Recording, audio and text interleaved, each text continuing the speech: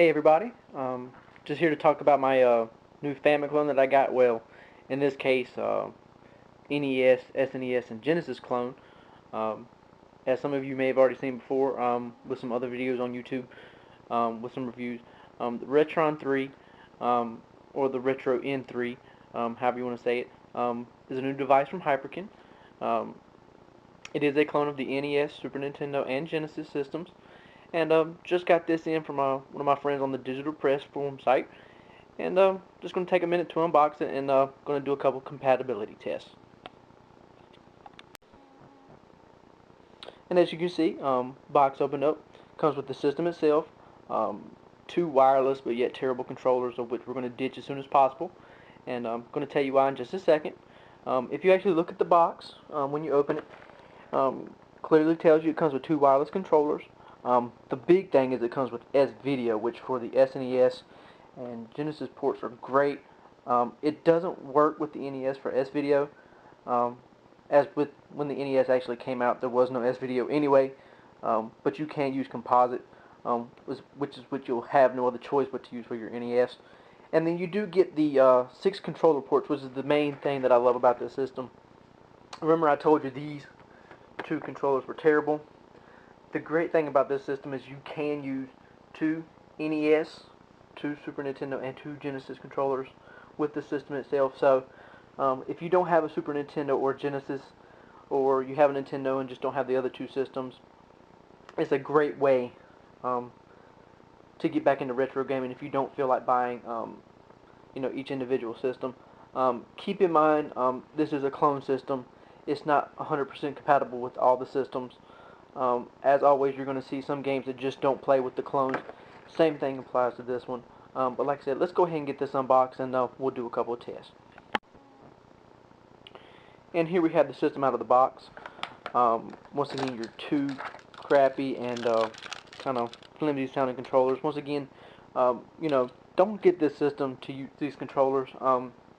Get you some original OEM controllers first. They do follow the Genesis style 6-pad controller, but terrible devices these things are. It's not RF, they're infrared, which means you pretty much have to be right on top of this thing for it to work. Not only that, but look at the back of it, and you can actually see the button layout. Trying to use this thing for Super Nintendo games is terrible because obviously there's no L or R buttons up here. You have to use the X, the Y, and the Z, and like I said, you'll have to follow the mapping for the SNES controllers. Just ditch these things.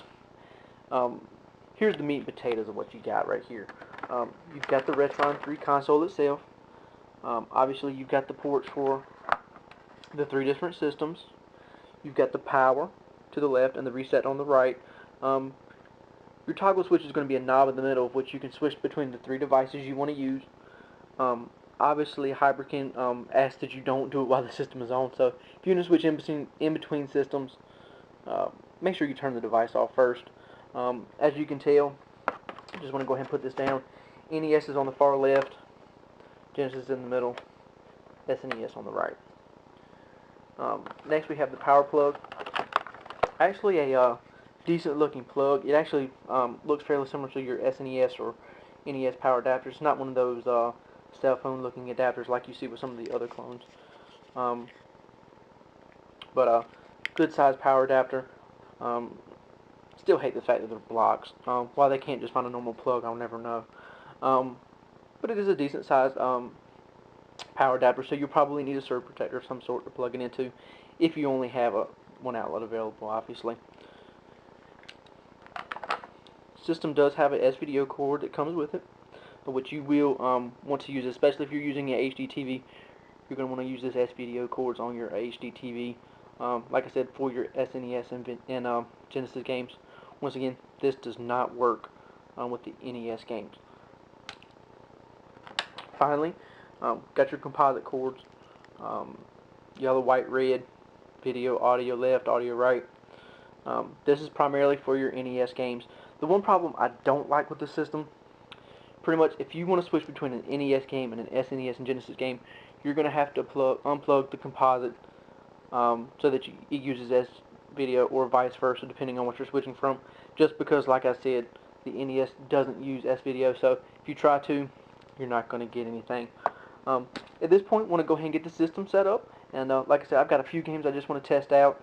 I am going to be offering some forum members, if they want some options to ask me what games they want me to test.